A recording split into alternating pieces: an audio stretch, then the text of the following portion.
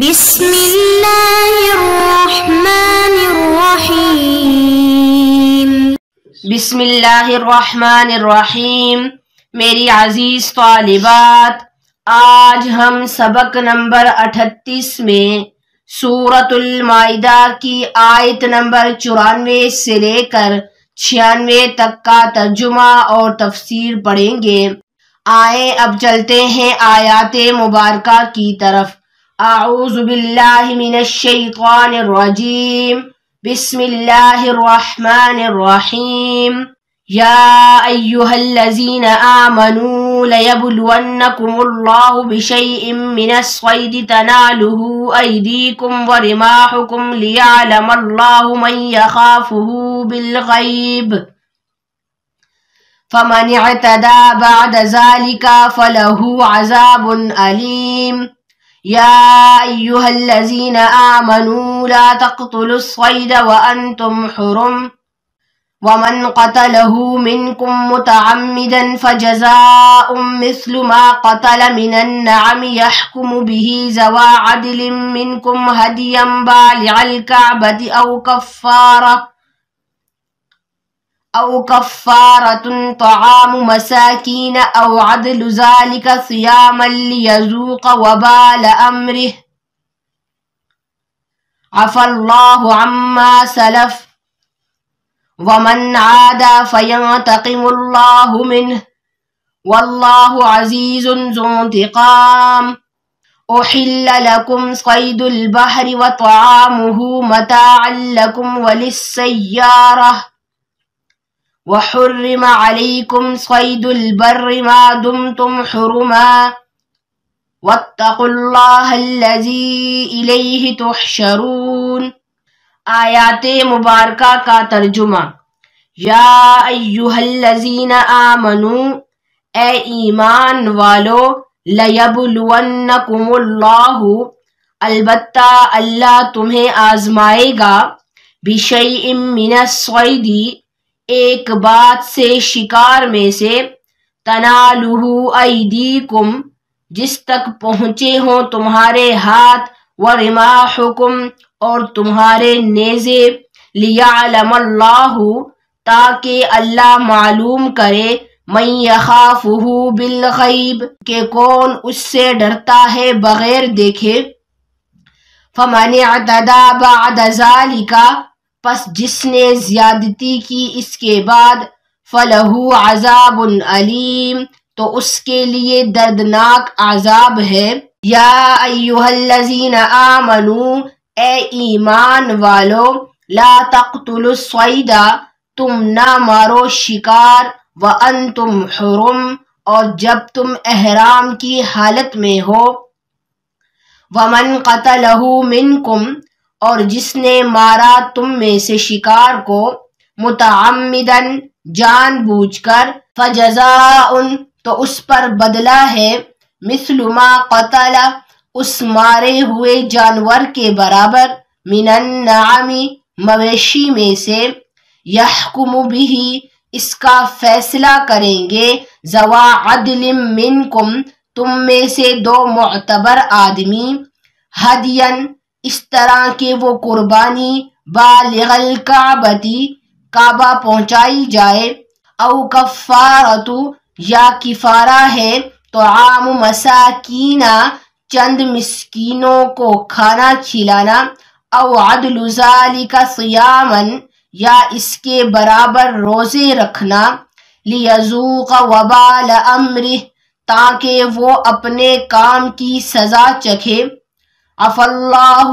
اللہ نے معاف کیا، عما سلف، جو کچھ ہو چکا، ومن عاد،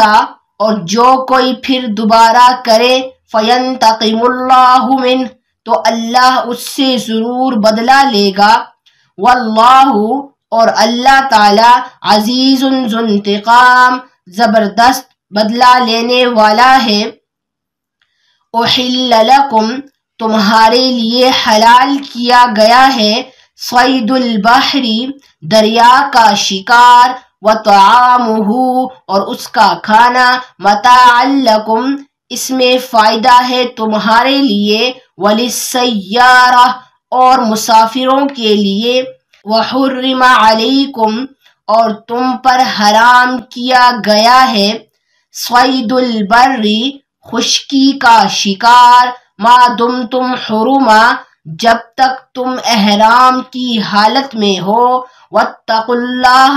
اور ڈرو اللہ تعالی سے، الذی الیہ تحشرون جس کی طرف تم سب جمع کیے جاؤ گے۔ آیات مبارکہ کی تفسیر۔ مذکورہ آیات کا ما قبل سے ربط۔ گزشتہ آیات میں ان چیزوں کا بیان تھا جو دائمی طور پر حرام ہیں، اور اب ان آیات کے اندر ان چیزوں کا بیان ہے جو دائمی طور پر تو حرام نہیں لیکن بعض حالتوں میں حرام ہو جاتی ہیں۔ ان میں سے ایک حالت حج یا عمرے کا احرام باندھنے کے بعد شکار کی ممانعت ہے، لہذا مذکورہ آیات میں اسی کا بیان ہے۔ یا ایھا الذین آمنوا لیبلونکم اللہ بشیء من الصید تنالہ ایدیکم ورماحکم لیعلم اللہ من یخافہ بالغیب فمن اعتدی بعد ذلک فلہ عذاب علیم۔ یعنی اللہ رب العزت فرماتے ہیں کہ ایسا شکار جو تمہارے قبضے میں ہو، یعنی جس تک تمہارے ہاتھ اور نیزے بھی پہنچے ہو،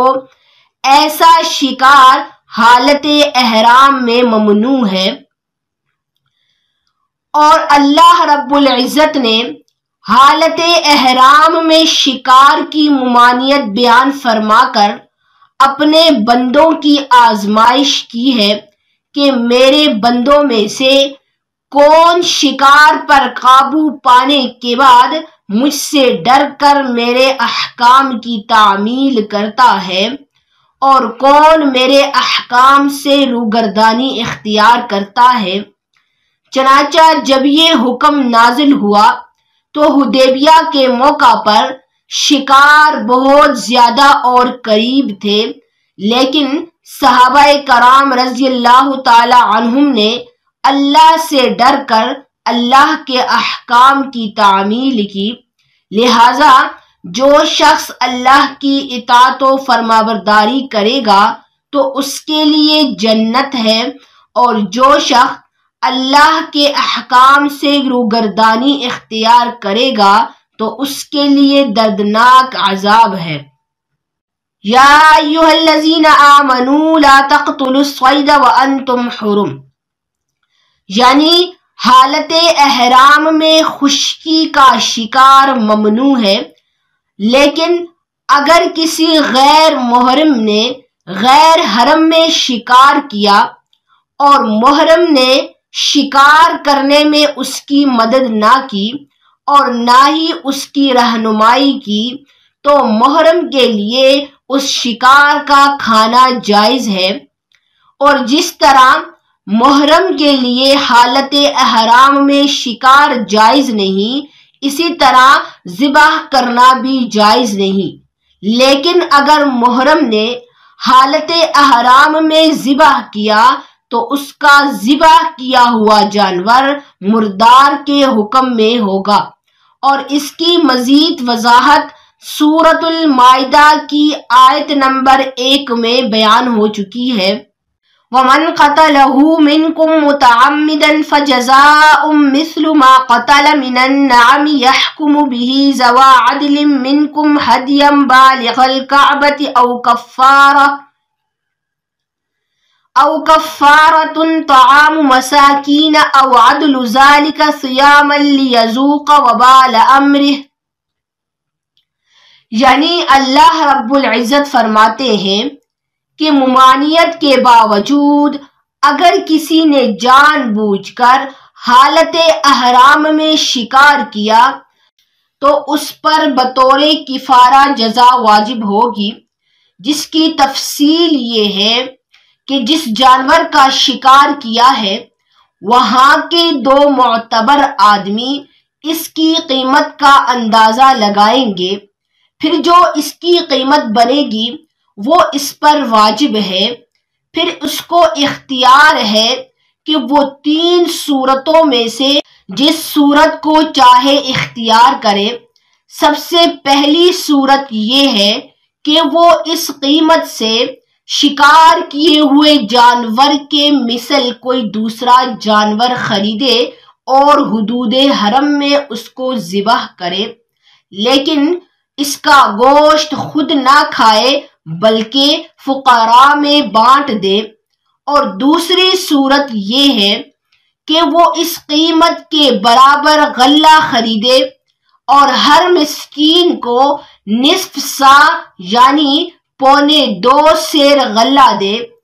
اور اگر کوئی یہ دونوں کام نہیں کر سکتا تو اس کو چاہیے کہ تیسری صورت اختیار کرے۔ تیسری صورت یہ ہے کہ وہ غلہ جتنے مسکینوں کو پہنچتا ہے ہر مسکین کے بدلے 1 روزہ رکھے۔ اور یہاں پر یہ بات بھی قابل غور ہے کہ جس طرح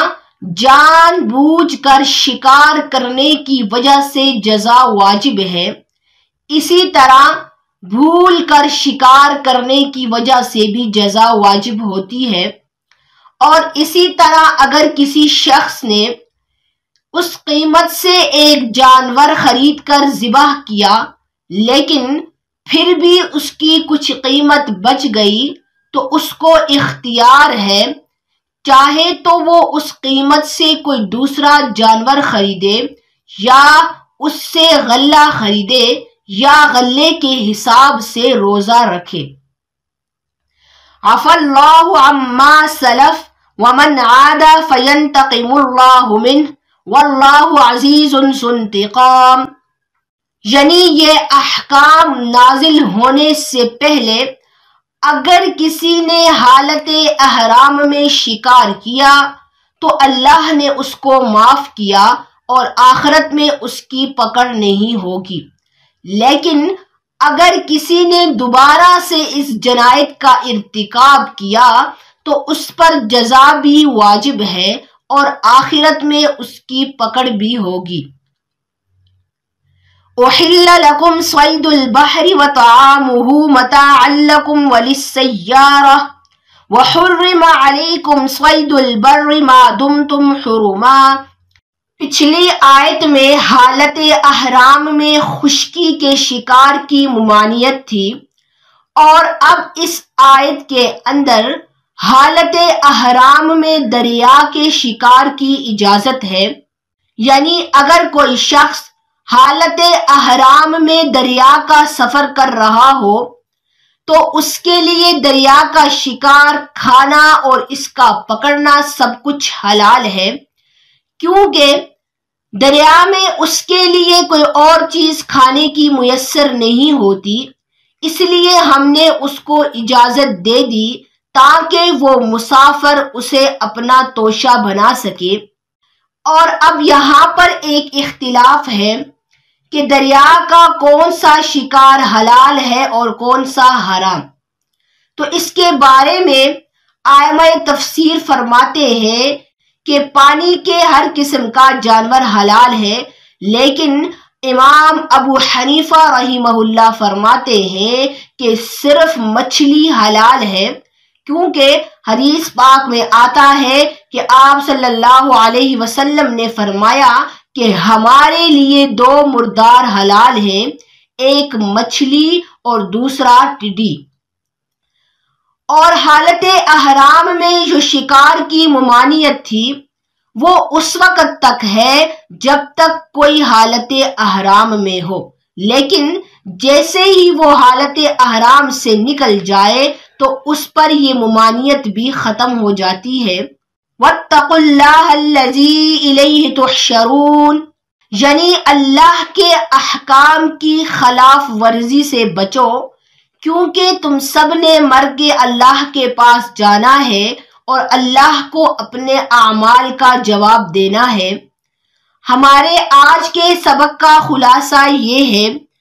آیت نمبر 94 سے لے کر 96 تک کا ترجمہ اور تفسیر، اور انشاءاللہ کل ہم سبق نمبر 39 میں آیت نمبر 97 سے لے کر 100 تک کا ترجمہ اور تفسیر پڑھیں گے۔ والسلام علیکم ورحمۃ اللہ وبرکاتہ۔